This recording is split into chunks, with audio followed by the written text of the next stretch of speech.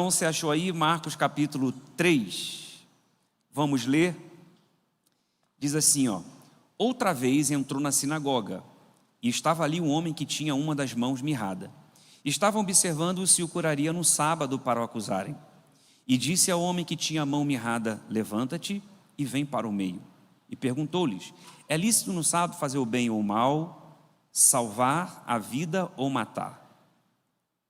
E eles se calaram. E olhando para eles em redor com indignação, condoendo-se da dureza do coração deles, disse ao homem: estende a mão. E ele estendeu. E foi-lhe restituída a mão, sã como a outra. Olha aqui para mim. Para a gente entender o que está acontecendo aqui nessa narrativa, a gente precisa voltar no contexto. E o contexto é o capítulo 2, a partir do verso 23. Os discípulos de Jesus sentiram fome. Até aí normal, eles sentiram fome e foram colher espigas. Até aqui tudo normal, irmão. Porque os discípulos de Jesus sentiram fome. Crente sentir fome, normal, sim ou não, irmão? Principalmente se for assembleano. Não, porque assembleano tem uma fome diferente, não tem, irmão? Por que é que crente come muito, irmão? Você sabe, uma vez o Senhor falou comigo. Sabe por que crente come muito? Porque um dia Jesus falou assim, é mandamento, ele falou assim: Talita, come. Ele não falou, não está na Bíblia, irmão? Quem não entendeu essa piada, irmão, escola da palavra, por favor. Que eu também não vou explicar, não. Não, Jesus não falou assim, Talita, come. Aí, porque quando a menina ressuscita, o que Jesus falou? Dai a menina de comer. Bom, a pessoa ressuscita, Jesus fala, dai a menina de comer. É porque Jesus era assembleano também, sabia? Jesus gostava de negócio de ceia. Aí presta atenção. Os discípulos sentiram fome e eles foram colher espigas. Só que era sábado. E no sábado você não podia colher. Você tinha que esperar passar o sábado para poder você colher. Ah, mas já está no dia certinho para colher. Não pode colher porque é sábado. Os religiosos começaram a reclamar com Jesus, falando: cara, você não vai falar nada. Seus discípulos estão colhendo espigas no sábado. Eles estão quebrando o sábado. E o Senhor não vai falar nada. Aí Jesus falou assim: vocês lembram quando Davi sentiu necessidade, entrou no templo, e ele comeu o pão da proposição, ele e os soldados que estavam com ele? Aconteceu alguma coisa com Davi? A sanção penal recaiu sobre ele? O peso da lei recaiu sobre ele? Não. Os religiosos, eles estão achando que estão defendendo a lei, que estão defendendo o sábado, mas na verdade eles estavam se levantando contra a comunhão, porque os discípulos sentiram fome, colheram as espigas. Só que o judeu, ele não é igual a gente não, irmão, que dá meio-dia, você põe a comida no prato, senta na frente da televisão e come. Aí quando dá meio-dia e 15, outra pessoa põe a comida no prato, aí senta à mesa e come. Aí quando dá meio-dia e meia, outra pessoa vai, põe a comida, entra no quarto, vai lá e come na cama. Aí quando dá 15 para 1, o outro vai lá, põe a comida no prato, entra no banheiro e come. Come tudo que é lugar da casa em horário diferente. Não, o judeu não é assim. O judeu, quando ele vai comer, ele está em casa, ele se reúne com quem está em casa à mesa para comer. Porque o judeu, ele entende que não é sobre comida, não é sobre saciar uma necessidade. O judeu entende que é sobre comunhão. É por isso que a Bíblia diz assim, ó: quando vos reunis para comer, esperais uns pelos outros. Então na ceia, Paulo está dizendo, quando vos reunis para comer, esperais uns pelos outros. Porque primeiro a gente se reúne, depois a gente come. Primeiro a gente se reúne, depois a gente sacia as nossas necessidades. Quando foi que o pecado entrou no mundo? O pecado entrou no mundo quando Eva foi conversar com a serpente. A ideia que eu tenho na minha cabeça, assim, Eva está passando, aí a serpente está na árvore, a serpente fala assim: oi Eva, tudo bem? Ela falou: oi, tudo bem, como é que você está? Ela falou: estou bem. Aí a serpente falou: come do fruto. Ela falou: não vou comer não, porque meu marido falou que Deus falou para nós não comer não. Aí ela falou: não, mas come, nada a ver, pode comer, sabe, essa fruta é boa zona, pode comer. Ela falou: não vou comer, porque Deus falou para a gente não comer. A serpente falou: come menina, porque emagrece. Ela falou: então me dá uma dúzia. No original, ela foi e comeu. Depois que Eva comeu do fruto, é que ela levou para o homem. Então olha só, por que é que Deus colocou no homem, antes do pecado, uma necessidade? Deus colocou no homem uma necessidade antes do pecado. O quê? Comer. Por quê? Porque é negócio de crente. Adão era assembleano, o Senhor falou assim: você pode comer de tudo aqui dentro, menos da árvore do conhecimento do bem e do mal. O resto você pode comer. Então antes do pecado, Adão tinha uma necessidade. Não é que se ele não comesse, ele morria. A morte veio depois do pecado. Mas ele sentia fome. Todas as vezes. Por que é que Deus colocou no homem uma necessidade? Porque todas as vezes que Adão sentisse fome, Adão ia lá e ia pegar do fruto. E todas as vezes que Adão pegasse do fruto, ele ia levar para a sua família. E todas as vezes que ele estivesse com a sua família, estaria em comunhão. Então a natureza do fruto não é saciar uma necessidade. A natureza do fruto é nos levar para a mesa, para a comunhão. E por que é que o pecado entrou no mundo? Porque Eva foi lá, pegou o fruto, comeu primeiro. Ela saciou primeiro a necessidade e depois ela levou para o marido. Então ela inverteu. Quando vos reunis para comer, a gente não come para depois se reunir. Então todas as vezes que você põe a necessidade na frente da comunhão, você abre brecha para o diabo entrar e te expulsar do ambiente de reino. Então olha o que está acontecendo. Os caras estão... Porque em algum momento os discípulos se assentaram para comer, porque eles eram judeus. Os discípulos pegaram do fruto, eles pegaram as espigas e em algum momento eles se assentaram, talvez embaixo de uma sombra, de uma árvore, numa grama, numa pedra, eles se reuniram em comunhão para comer. E agora os religiosos estão dizendo: vem cá, você não vai falar nada? Então eles estão se levantando para defender o sábado, mas na verdade eles estavam se levantando contra a comunhão. Aí Jesus vai falar assim, lá, a partir do verso 23 do capítulo 2: lembram de Davi? Olha aí para o texto, diz assim a partir do 24, ó. E os fariseus, verso de número 25: mas ele lhes disse, Jesus: nunca leste o que fez Davi? Quando esteve em necessidade e teve fome, ele e os que com ele estavam? Como entrou na casa de Deus, no templo de Abiatar, sumo sacerdote, e comeu os pães da proposição, dos quais não era lícito senão os sacerdotes comer, dando também aos que com eles estavam? Então olha o que a Bíblia está dizendo, que Davi teve necessidade, e ele sentiu fome, e aí ele entra no templo para comer o pão. Então nasceu em Davi uma necessidade, fome, e isso levou ele para dentro do templo para comer o pão. Só que Deus está falando com alguém aqui: o que te trouxe aqui hoje não é a sua necessidade. A necessidade que você tem foi uma forma que Deus encontrou para te trazer esse lugar. Para quando você chegar aqui, você entender que não é sobre a sua necessidade, é sobre comunhão. Deixa eu te fazer uma pergunta: Jesus podia te curar na tua casa, sim ou não? Ele podia abrir a porta enquanto você estivesse dirigindo. Ele podia te abençoar enquanto você estava lá na academia malhando. Ele podia realizar o que você veio buscar aqui enquanto você está dormindo na tua casa. Sim, Elvis, então por que é que eu preciso vir aqui? Porque a gente vem aqui, porque na nossa casa, em lugar algum tem o que a gente encontra aqui. Aqui a gente cultua em comunhão, aqui a gente adora em comunhão. E quando a gente se reúne em comunhão, Ele começa a saciar as nossas necessidades. Porque nunca foi sobre a sua necessidade, sempre foi sobre comunhão, irmão. Elvis, então por que é que tem uma necessidade? Porque Jesus sabe como trazer a gente para esse lugar, irmão. Porque talvez se você não tivesse com uma necessidade, você não estaria aqui. Aí Ele coloca uma necessidade em você para te trazer esse lugar. Mas tem gente que faz uma campanha, aí depois que a sua necessidade é saciada, aí ele fica 1 mês sem vir, 2 meses sem vir. Aí Jesus sabe, se você, eu sei que saciando a tua necessidade você não vem mais, então eu prefiro deixar você com a tua necessidade, para você vir para esse lugar, até você entender que nunca foi sobre a sua necessidade, sempre foi sobre comunhão. Então se eu saciar a tua necessidade, você não vem mais, então eu prefiro deixar você com a necessidade, porque eu quero você aqui nesse lugar. Pareceu o discurso da Dilma ou deu para entender? Que nem eu entendi o que eu falei agora também não. Olha o que Jesus está dizendo. Davi, ele teve uma necessidade, ele entrou no templo. Aí olha que extraordinário, Davi entrou no templo e ele comeu o pão da proposição, que só os sacerdotes podiam comer. Aí talvez os religiosos estão pensando assim: ah, mas é lógico, o peso da lei não recaiu sobre Davi, porque Davi é ungido. Porque Davi é um homem segundo o coração de Deus. Só que Jesus, ele foi claro em dizer que Davi deu para os soldados que estavam com eles também, com Davi também. E os soldados também não receberam o peso da lei. Sabe o que Jesus está falando? Jesus está falando que dentro do templo, dentro da casa dele, não tem acepção de pessoas.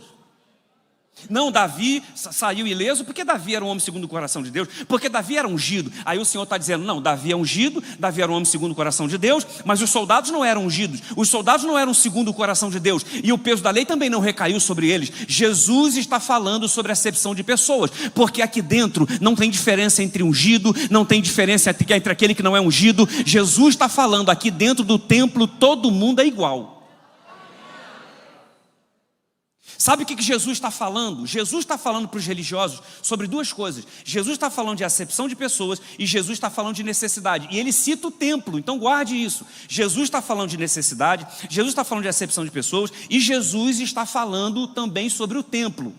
Então vamos seguir aqui. Jesus está usando quem como exemplo? Davi.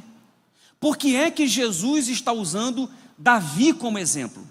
Porque Davi era um cara que priorizava o templo. Ele dizia, vale mais um dia na casa do Senhor do que 1000 anos em qualquer outro lugar. Ele disse, alegrei-me quando me disseram, vamos à casa do Senhor. Irmão, por que é que às vezes a gente vem para esse lugar com um peso nos nossos ombros? É luta, é dificuldade, é prova que a gente passa, é portas que a gente precisa que sejam abertas, é luta, é filho, é casamento, é tanta luta, e a gente chega aqui às vezes com um peso debaixo dos nossos ombros, a gente vem para esse lugar, e a gente chega aqui, e é uma bênção, o culto é uma bênção, o louvor é uma bênção, a palavra, e o culto virou tudo, aí você sai com o mesmo peso nos ombros, você fala, gente, por que é que eu não saí aliviado? Por que é que não mudou? Por que que a porta não se abriu? Por que que o milagre, eu não recebi o meu milagre? Sabe por quê? Porque a gente chega nesse lugar, trazendo a nossa necessidade, e a gente só está focado na nossa necessidade. Só que a Bíblia diz, no Salmo 133, ó quão bom e quão suave é que os irmãos vivam em...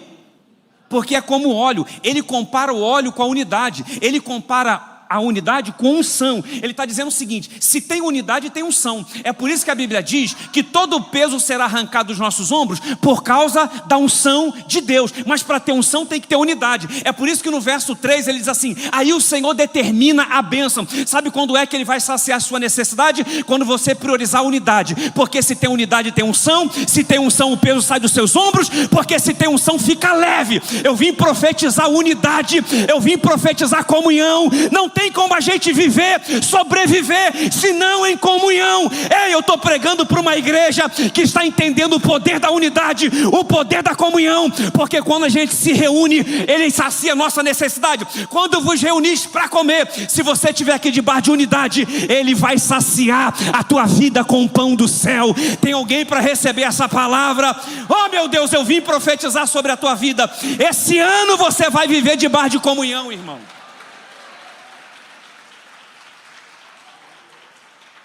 Davi era um cara que entendia de comunhão. Lembra quando Samuel foi ungir um dos filhos de Jessé rei? Chegou lá na casa, Davi não estava na casa, estava apacentando as ovelhas. Aí ele olhou para os filhos lá e falou, ó, o Senhor falou comigo que não é nenhum desses aqui não. Você não tem mais nenhum filho? Não é possível. Aí falou, tem Davi. Aí Samuel falou, tá bom, vai lá buscar o menino. É lógico que eles pensaram assim, vamos fazer o seguinte, então vamos comendo aqui até o menino chegar. Samuel falou, não. Ninguém se assenta à mesa enquanto esse menino não chegar. Não, calma aí, Samuel. É porque é longe onde ele está, até ele chegar aqui, vai demorar, a gente vai comendo, Samuel. Não. Ninguém vai se assentar à mesa para comer enquanto esse menino não chegar, porque nunca foi sobre comida. É sobre comunhão. Quando vos reunis para comer, esperais uns pelos outros. É por isso, irmão, que a gente precisa entender de comunhão, porque a bênção vem, irmão. Olha o que Jesus foi claro em dizer. Ele entrou no templo e comeu o pão da proposição. Aí a Bíblia diz que ele deu para os soldados. Davi não comeu. Falou, ó, eu vou comer aqui, irmão. Vocês não comem não, porque isso aqui é pão da proposição. Não se mete aqui não, deixa eu comer sozinho. Davi, ele pega o pão e compartilha com os soldados. Sabe o que o Senhor está dizendo? O cerne do Evangelho, a essência do Evangelho não é ter pão para comer. A essência do Evangelho é ter pão para dividir, é ter pão para compartilhar. Isso que é bênção. Não é você falar assim, não, mas eu tenho pão para comer todo dia, eu como picanha todo dia, duvido. É ter picanha, mas para compartilhar. Quem vai fazer um churrasco na sua casa e vai me convidar? Aleluia. Tudo arrepiado, irmão. Eu fui pesquisar sobre o pão da proposição. Sabe o que eu descobri? Que os sacerdotes, quando eles iam comer o pão da proposição, eles preparavam uma mesa chamada mesa da proposição. E a mesa da proposição significa a mesa da presença. E os pães significam o pão da face. Eles pegavam, colocavam 6 pães, uma fileira de 6 pães e outra fileira de 6 pães.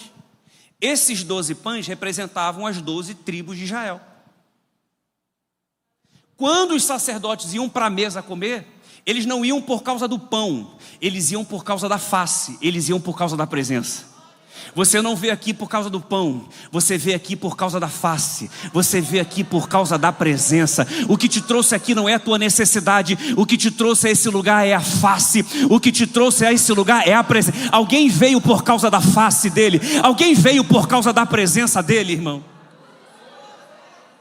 Samuel está dizendo, ninguém vai se assentar à mesa enquanto... Imagina Davi chegando, nunca esperaram ele para comer, irmão. Já pensou Davi chegando, olhando, a mesa intacta. Aí Davi, mas não comeram não? Não, Davi, a gente estava esperando você para poder comer. Davi entendia o poder da comunhão e o poder da unidade. É por isso que quando ele entrou no templo, ele se lembrou da casa dele, quando Samuel esperou ele chegar. Davi entrou no templo e ele comeu e compartilhou com os soldados. Davi já era ungido, aí o pai dele, Jessé, fala assim, vai levar comida para os seus irmãos lá no campo de batalha? Aproveita e vê como é que seus irmãos estão. Tinha 4 irmãos em casa e 3 no campo, 3 lá no campo de batalha. Jessé não podia mandar um dos seus irmãos, por que mandar Davi? Se Davi já tinha o compromisso de cuidar das ovelhas. Para mim, Jessé está usando a comida para gerar comunhão entre os irmãos e Davi, porque os irmãos não gostavam de Davi. Eliabe, por exemplo, era endemoniado com Davi. Aí Jessé falou, leva a comida para os seus irmãos, porque quando chegar lá, já que você está levando a comida, eles vão deixar você se assentar com eles para comer. Está tentando unir os irmãos. Aí Davi pega a comida e vai levar para os irmãos. Irmão, tem coisa na Bíblia comigo que é dar errado, que se fosse eu ia comer tudo no meio do caminho. Ia chegar lá e falar, meu pai me pediu para vir aqui ver como é que vocês estão aí, está tudo bem aí? Mas Davi não comeu pelo caminho, porque Davi entendeu que não é sobre comida, não é sobre necessidade, é sobre comunhão e unidade. Quando Davi chegou no campo, Golias levantou o discurso dele habitual. Quando os soldados ouviam o gigante lançando o desafio, todos eles recebiam afronta no pessoal. Por exemplo, se eu chego aqui e falo assim, tem algum homem aí para me encarar? Você não é louco de aceitar, mas você não vai se ofender? Todos os homens vão se ofender no particular. Todos os soldados se sentiam ofendidos quando ele dizia, tem algum homem aí para me encarar? Ninguém tinha coragem. O cara não ia porque não tinha coragem, mas se sentia, sabe? Se sentia mal com aquela afronta. Quando Davi chegou e ouviu, Davi não recebeu aquilo no pessoal. Davi falou, quem é ele para afrontar os exércitos? Davi recebeu a ofensa no coletivo, porque quando você vive na comunhão, no coletivo, todos os seus gigantes ficarão sem cabeça em nome de Jesus. Davi entendia é por isso que Jesus está usando Davi como exemplo. Bom, na última ceia, Paulo fala assim, porque muitos vêm para comer, está com fome, come em casa. Sabe por que Paulo está dizendo isso? Porque antigamente, quando eles iam para a ceia, irmão, eu já vou entrar no texto já. Quando eles iam para a ceia, quem é que comia primeiro? É quem era mais relevante naquela comunidade, né? Quem tinha, era mais importante, as pessoas que tinham mais dinheiro. Aí eles se assentavam à mesa para ceiar primeiro. E os pobres ficavam esperando essas pessoas mais importantes comerem, para depois eles se assentarem à mesa para comer. E aí Paulo está dizendo, vocês vêm para a ceia com tanta fome, que vocês comem. Quando vocês acabam de comer, aí só tem migalhas, só tem pedaço de pão, às vezes nem sobra para o pobre comer. Ele está dizendo assim, vocês estão com fome? Come em casa.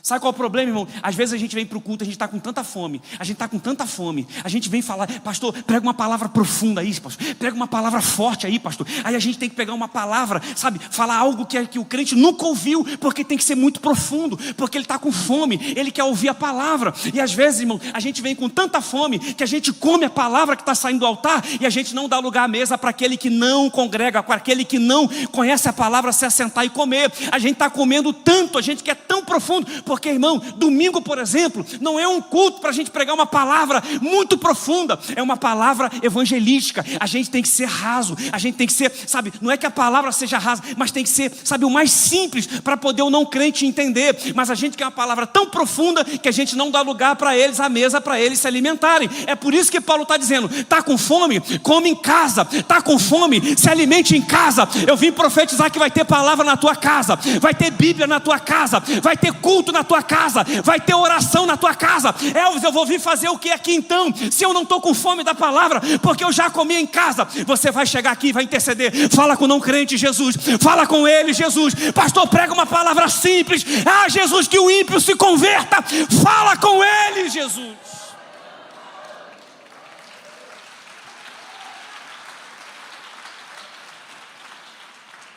É por isso que Jesus, irmão, é por isso que Jesus falou assim na última ceia, Quem é maior, quem está à mesa ou quem serve?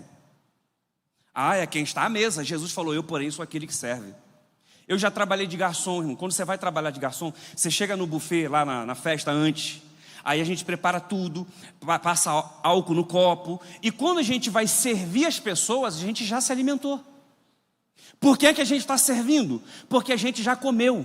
Jesus está dizendo, eu não estou à mesa, eu estou servindo, porque eu já comi. Porque a minha comida é fazer a vontade do meu Pai. Vocês lembram? A gente passou pelo ano de servir, né, irmão? Tem gente, irmão, que às vezes nem assiste o culto, fica lá no estacionamento. Se fosse, vai ficar chutando a roda dos carros dos irmãos. O irmão que está lá no estacionamento, ele não está preocupado. Ele está dizendo, é porque eu vim para servir, porque eu já me alimentei. Quem está entendendo o que eu estou pregando aqui, irmão? Hoje é a escola da palavra, não é, irmão? Ih, eu confundi o culto. Quem está recebendo, irmão?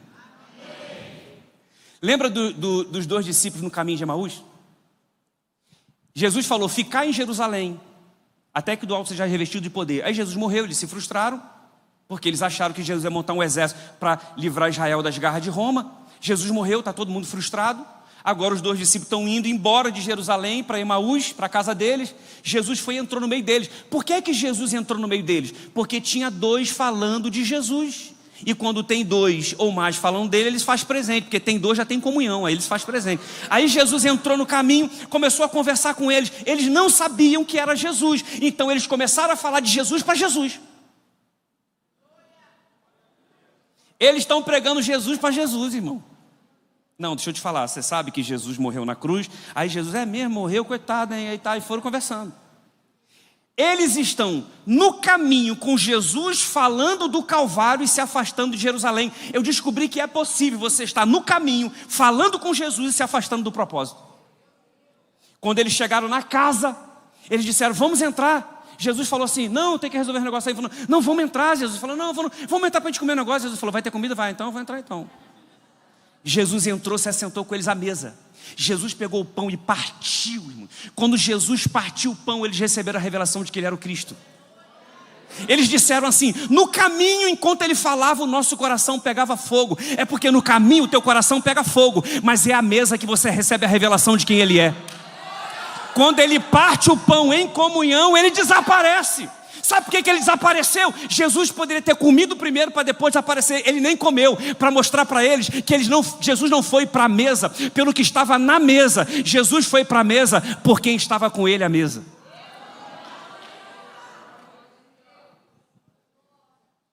Mais importante do que você vai comer saindo desse altar é quem está com você à mesa. Porque pode ser uma comida simples, mas o que faz toda a diferença é quem está com você à mesa. Pode não ser a comida da tua preferência, pode ser até uma comida que você não gosta, mas se alguém está com você à mesa, é isso que importa. Não é o que você tem, é quem você tem com você à mesa.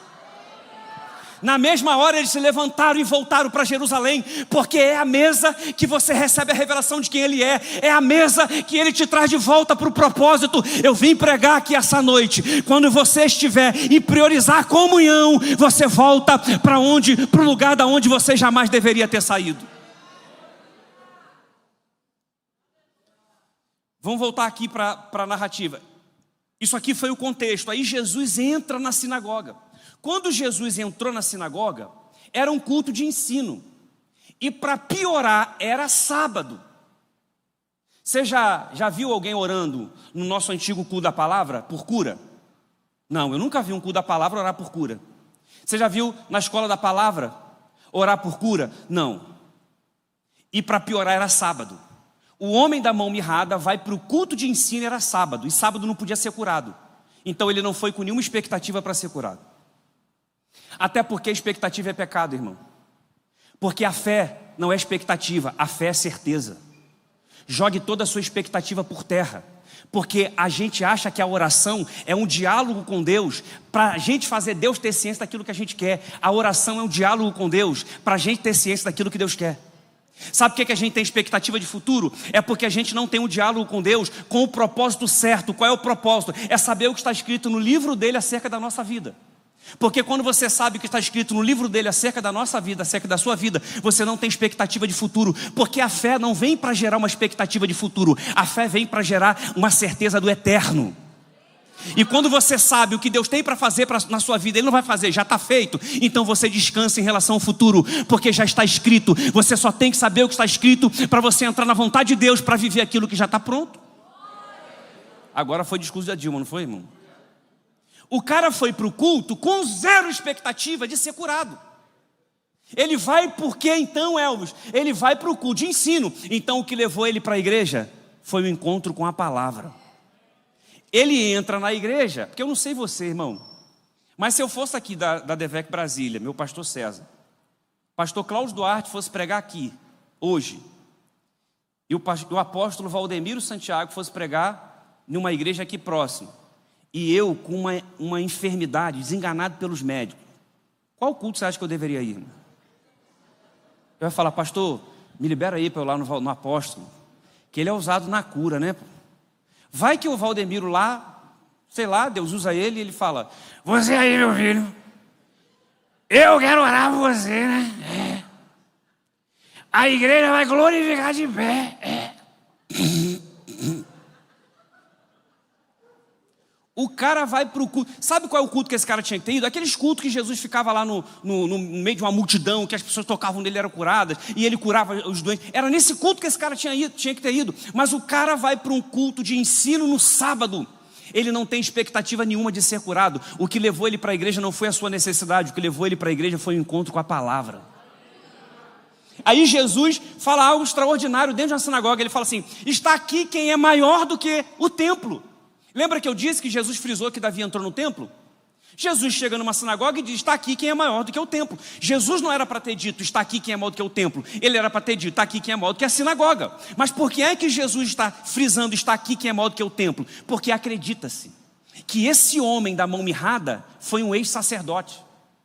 Em Levítico 21 diz que se um homem tivesse a mão perfeita e sofresse um acidente e a mão ficasse torta, ele não podia mais frequentar o templo, ele só podia frequentar agora a sinagoga, por isso que ele estava na sinagoga. Então o homem era proibido de frequentar o templo se ele tivesse um acidente e a mão ficasse torta.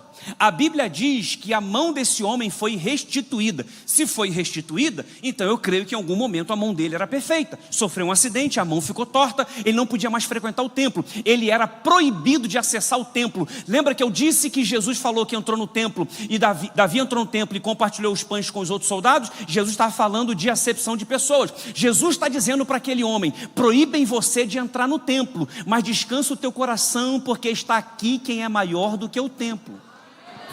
Sabe qual é o recado que Jesus está mandando para aquele homem? Lembra quando Jesus entrou no templo e expulsou os cambistas? Jesus falou assim, derrubem esse templo e em 3 dias eu construo outro. Disseram, como? Se demorou décadas para construir esse templo e o Senhor está dizendo que em 3 dias o Senhor reconstrói? Aí a Bíblia diz assim, eles não sabiam, mas ele estava falando do templo do corpo. Jesus estava dizendo para aquele homem, descansa o teu coração, proíbem você de acessar o templo, mas eu vou morrer, 3 dias depois eu vou fazer de você o meu templo e eu vou entrar dentro de você.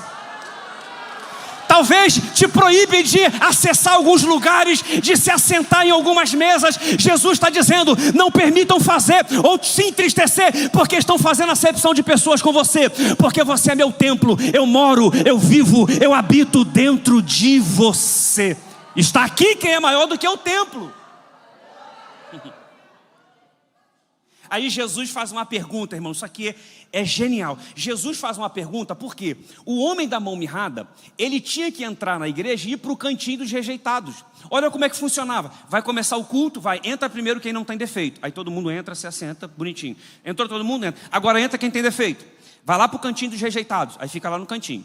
Acabou o culto, sai todo mundo que tem defeito primeiro, depois sai os perfeitos. Ou seja, eles não podiam se conectar, eles não podiam ter comunhão, eles não podiam ter unidade. Quem tinha defeito não podia participar do culto, não podia fazer pergunta e nem responder pergunta. Tinha que ficar calado o tempo inteiro. Aí Jesus faz uma pergunta, diz assim, é lícito no sábado fazer o bem ou o mal? Salvar a vida ou matá-la? Quem não podia responder porque tinha defeito, ficou caladinho. E quem podia responder? Não responderam. Por que não responderam? Se eu disser que pode fazer o bem, aí eu vou estar dizendo que é possível, que pode quebrar o sábado.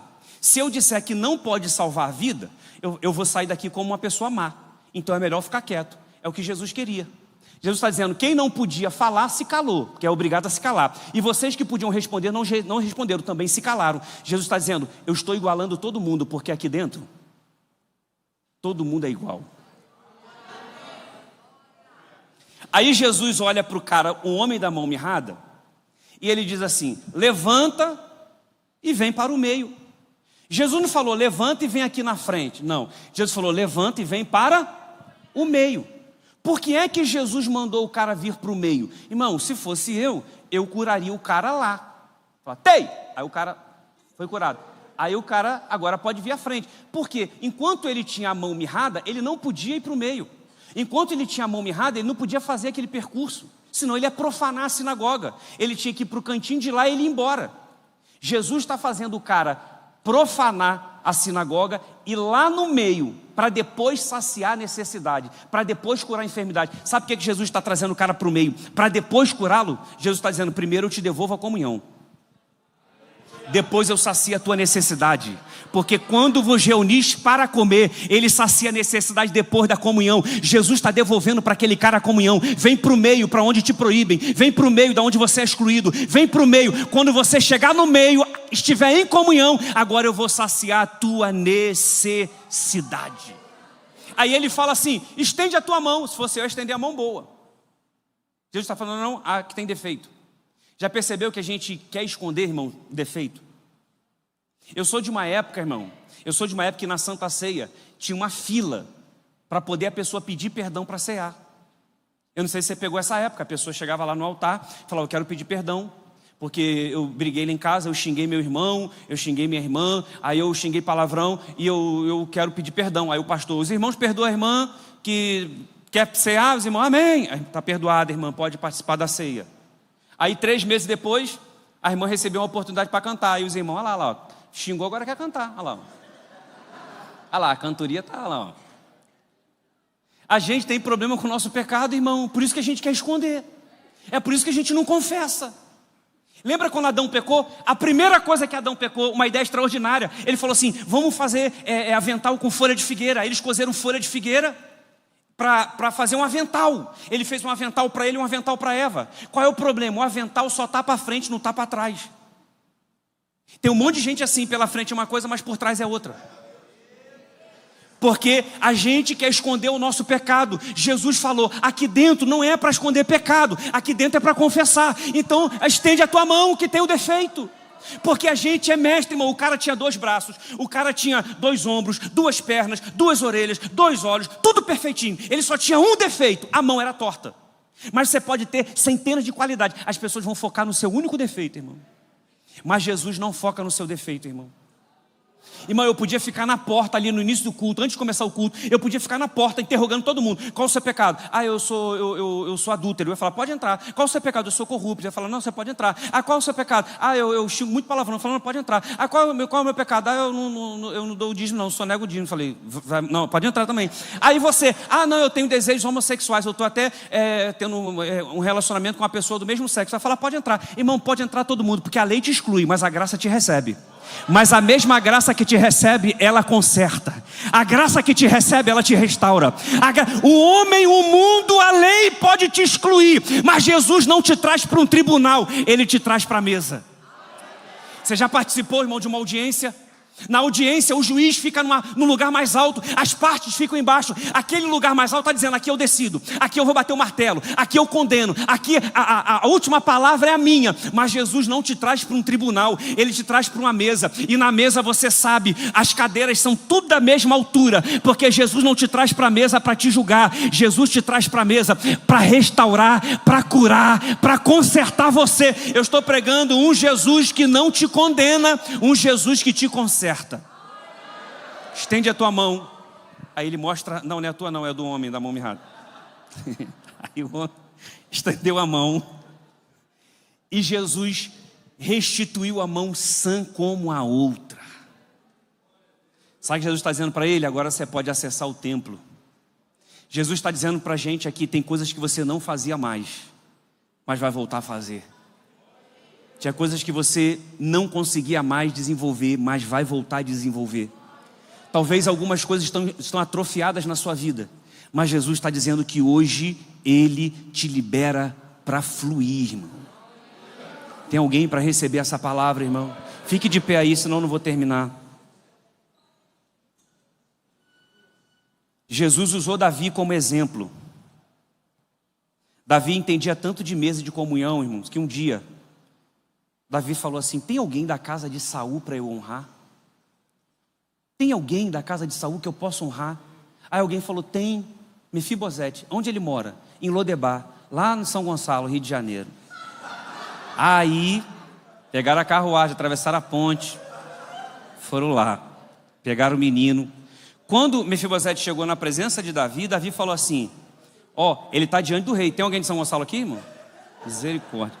Aí, quando chegou na frente do rei, o rei olha para ele e fala: todos os dias você vai se assentar comigo à mesa. Todos os dias você vai comer comigo à mesa. Talvez você está pensando assim: calma aí, como? Você está vendo que o meu pé é torto? Você está vendo que minhas pernas são tortas? A minha perna é quebrada. Como que eu vou me assentar à mesa com o rei todos os dias? Davi está dizendo: não se preocupe com a tua perna, porque na mesa do rei a perna de ninguém aparece.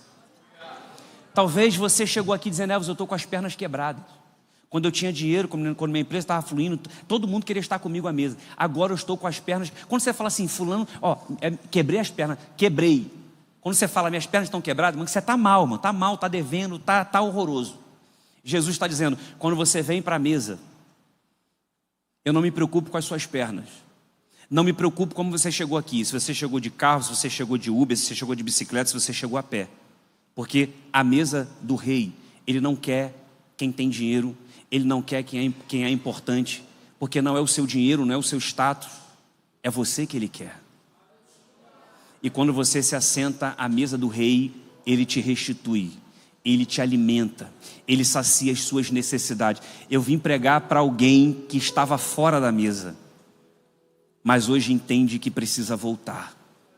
Gente que já esteve em comunhão, mas hoje não está mais. Gente que já se assentou à mesa do rei, já ceiou com o Rei dos Reis e Senhor dos Senhores, mas hoje não ceia mais. Jesus está dizendo: eu quero você de volta. Não importa o que você fez fora da mesa, Jesus está dizendo: tem lugar para você à mesa. Um dia à mesa, Jesus falou para Pedro que Pedro iria negá-lo 3 vezes. Isso aconteceu. Mas depois que Jesus ressuscitou, ele encontrou Pedro e disse: Pedro, está na hora de voltar para a mesa. Está na hora de você voltar. A igreja pode fechar os olhos, pode clamar, pode guerrear comigo. Eu queria saber onde está você, que um dia já se assentou à mesa com Jesus, já esteve em comunhão com uma igreja, já teve uma família espiritual, já teve um pastor para te orientar, e hoje não tem mais.